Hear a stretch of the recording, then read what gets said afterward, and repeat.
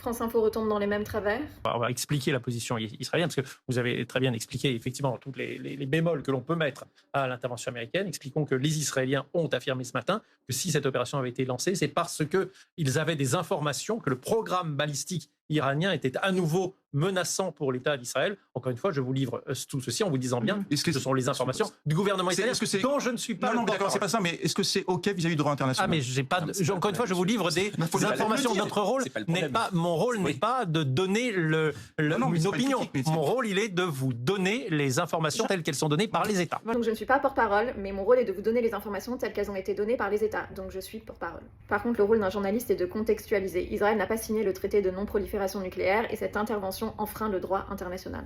Il y a des dizaines de blessés. Je vais mettre le bémol qu'il convient. Vous savez, vous notez toute ma prudence depuis le début de la matinée. Il s'agit du bilan donné par les médias iraniens qui, par définition, ne sont pas libres de l'information qu'ils donnent. On va rester très prudent en matière de bilan. Les seuls bilans que nous donnons à l'antenne sont les bilans qui sont validés par l'AFP parce qu'ils l'ont observé sur place. En Iran, ils ne sont pas en situation d'observer le nombre exact de victimes de ce bombardement. Je voudrais simplement vous dire, très bien, c'est les médias iraniens, mais il y a quand même des gens qui vont mourir, qui sont en train de mourir déjà. Parce que je vous dis juste qu'on ne donnera pas de chiffres. France Info n'utilise pas uniquement l'AFP, le chiffre était dans le bandeau, 24 morts, et depuis une centaine. Comme pour Gaza, on remet en doute les morts civiles, d'ailleurs on n'en parle plus du tout.